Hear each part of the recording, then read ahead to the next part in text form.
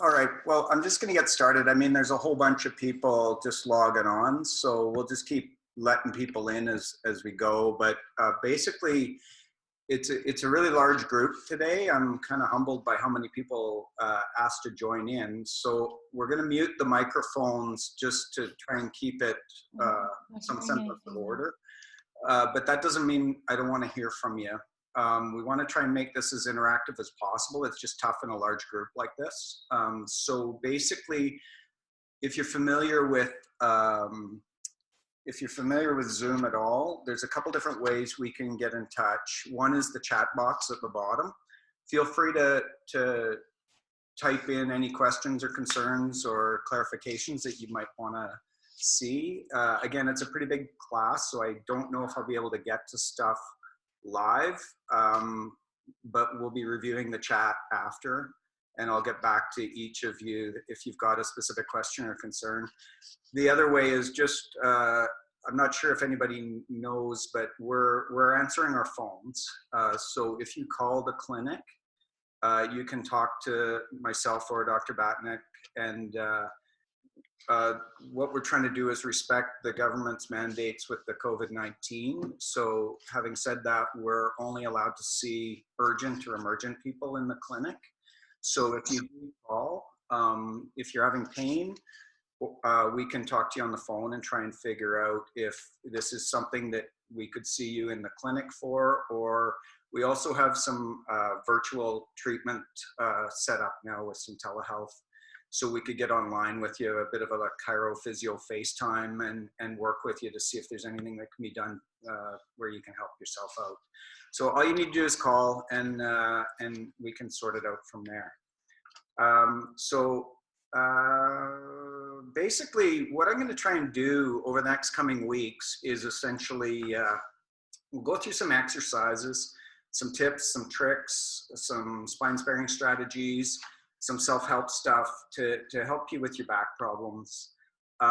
It's not just an online exercise class, though. I want to share some of the latest research, what it's telling us that we need to get things going as far as what works to help people with back problems, what you can do to help yourself.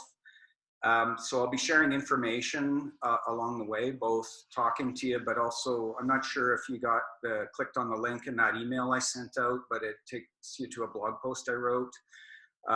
And it's covering some of the basics that I'm going to go through today. If you didn't happen to read through it, don't worry, I'll kind of summarize it.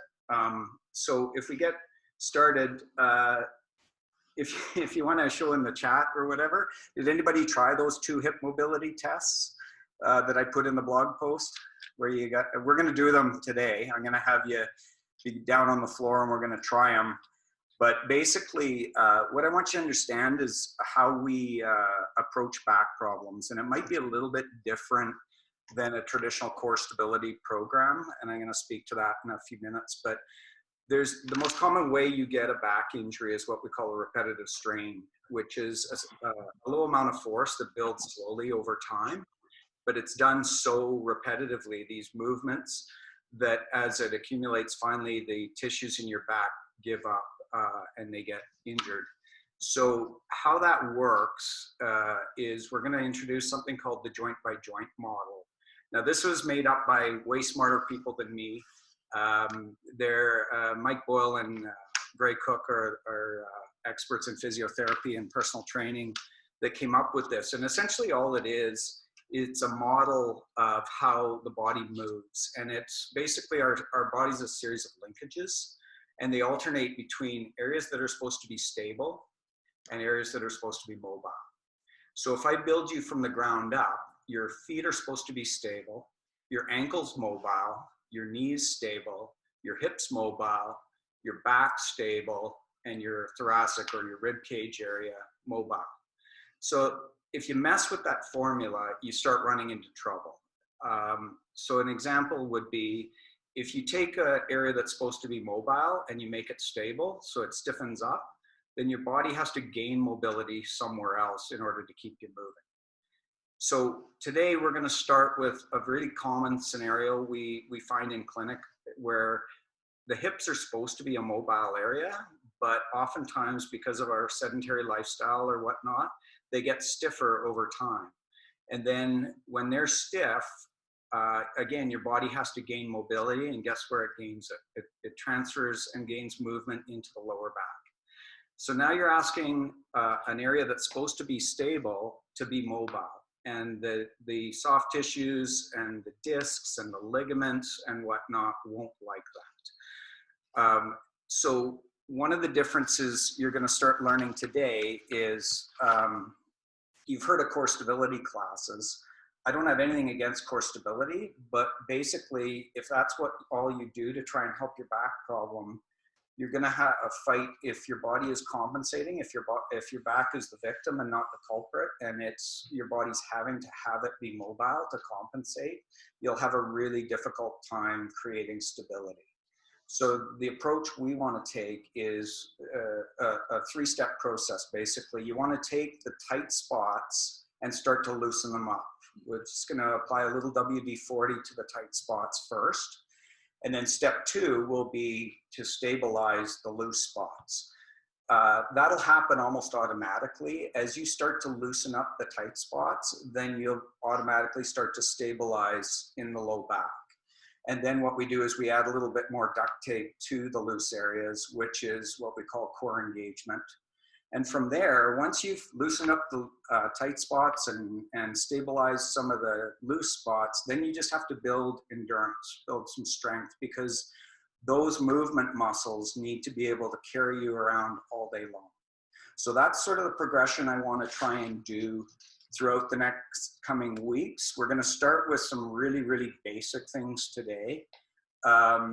I'm going to start getting you to do these 2 hip mobility tests so you can see for yourself if your hips are moving the way they're supposed to be. And if the answer to that is no, then the exercises I'm going to start walking you through today, they're called the hip mobility level 1 or hip dissociation exercises.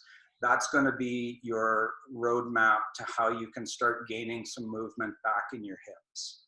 And that as you start to gain some movement back in your hips, your low back will stop being asked to do a job it's not really designed to do. Okay?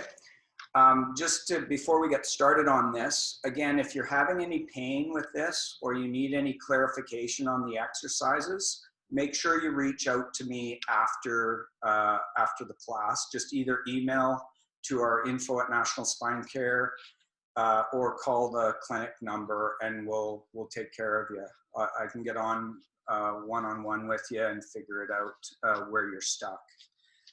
Okay, so why don't we get started? If everybody wants to, I don't know if you've got a carpeted floor or a mat you can lay down on. I'm just going to demonstrate these 2 tests and you can try them and let me know how you're doing, okay? All right, so the first one is you're on all fours like this, and you're going to sit back onto you get your butt back onto your heels. You get down in what we call child's pose, and then you're going to stick one leg out behind you. Okay, keep your butt down on your ankle, and then I want you to try and lift that leg up in the air and see if you can get it up in the air.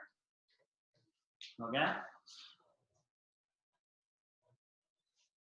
I can watch some of you. It's not going too well, it doesn't look like. So if you can't get your leg off the floor, here's the mistake I'm already seeing in there. Some of you are trying to lift, and you're doing this. Okay? I don't want your butt coming off your heel. All right? The second test is to see if you can do it out to the side. So that's in the same posture like this. You bring your leg out to the side like that, keep your butt down, and you're going to try and just lift your leg up in the air like that. You see, I'm even struggling a little bit. My butt came off my ankle there. There's Peter. Okay, so the things to watch for, either you could or you couldn't do it very well, but also if you have any discomfort or pain, stop, don't do this, okay? Okay, Peter, you have to stop. Okay, so that's the test. So if the answer to that was no, you couldn't really do the test very well, that means your hips are too stiff. And therefore, when you go around doing normal activities like walking or bending and lifting, your body can't gain mobility in your hips. So guess what? It's going to ask your back to move more, and your back's not going to like that. Okay, and that builds over time in that repetitive strain model. So eventually things like your discs or your facet joints or your SI joints or your muscles or whatever will start to complain. So here's the fix. This is how we start trying to make it work. There's 4 different exercises I'm going to go through with you today. They're called hip dissociation exercises, and all that's doing is it's teaching you how to stay stable in your core and start to move at the hips. So the first one is you need something like a ball. I've got this little peanut. So all you're going to do is you're going to get into what we call a hook lying position, which is just laying on your back with your knees in the air. Okay? Then when you're in this position, you automatically get into what we call neutral spine. It's pretty close. Neutral spine is just a nice, normal, comfortable resting posture of your spine. We have this little curve in our back, and that's the posture I want you in. Just nice and relaxed like this. You should actually be able to maybe slip a hand between the floor and your back. I'm not a big fan of these exercises where they ask you to round and push you back into the floor. I don't like that. I'd like you to stay in neutral, okay? So then what you do is you put this, the idea is to turn your muscles on to keep your spine in neutral and minimize the movement that's happening in your core. So you'd engage these muscles, and then we're gonna start to do movements in the hips. So essentially, I put a ball on here, and you don't want it to move, and then all you're gonna start doing is 1 knee at a time. You're gonna start to drop the knee towards the floor as far as it goes, and then slowly return it to neutral, and then do the opposite knee.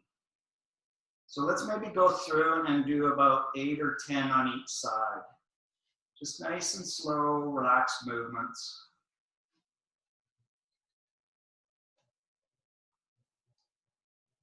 I need to apologize that I didn't wear my Richard Simmons exercise outfit for today.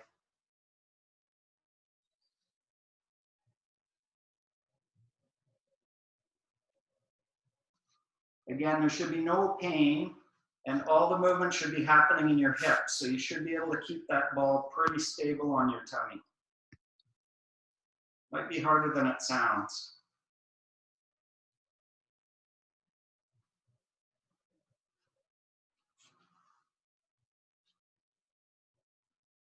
Just one leg at a time. Don't do both legs at a time.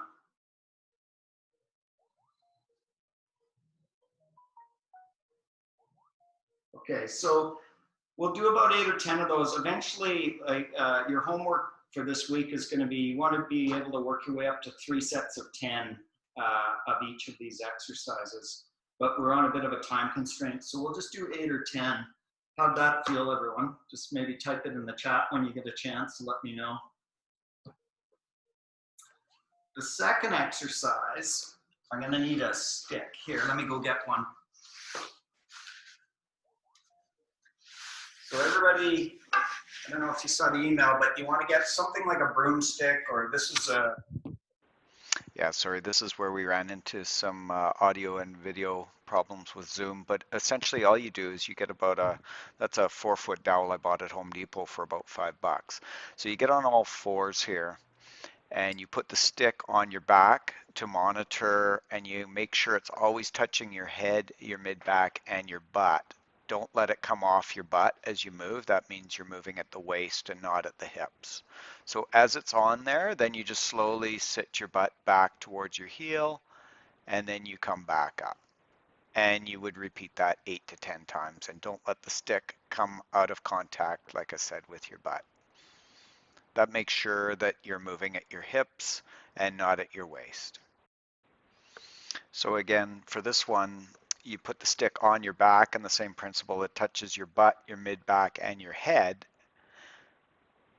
And then the exercise is to start to bend forward at the hips. So as you bend forward, the stick doesn't come off your butt, okay?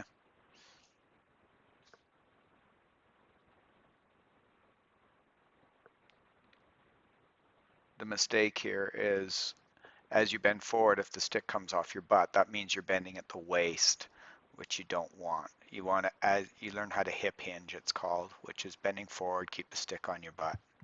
So we've done 3 exercises so far. The first one was laying on your back, dropping your knees to the side to teach you how to move at the hips. The second one was on all fours with the stick on your back and you're sitting back, letting your butt come down to your heels and not let the stick off your back. And then the last one was standing with the stick on your back, bending forward. The final one I want to show is just a simple clam exercise. A lot of you might be familiar with it. It's a way to start getting the hips and the glutes working properly. So I'll kind of go over that. A good way to give yourself feedback to make sure you're not moving in the back when you're doing a simple clam exercise is to get backed up against a wall. So I'll just show you how to do that. So essentially, all you need to be doing is if you get back against the wall like this, you want, again, your butt and your mid-back touching, and then you put your hand on your waist to make sure you engage your core so you don't move at the waist. You might even want to bias yourself a little bit so your belly button is pointed towards the floor, and then all you do is you slowly start to lift the leg into the air. You keep your feet together and you go back down. Okay, and that makes sure, the mistake is trying to rock in the waist area. So you basically want to open your knee up as far as it'll go and then come back down. And again, we're going to try and perform about 8 or 10 of those. Okay, and again, if you can't get into the position right now and follow along live like this, don't worry. This is all going to be online. I'm going to be emailing everybody back out links to where the recording is. And I'll also put up some videos of how to do these exercises properly. So you'll be able to work away at it on your own. Okay?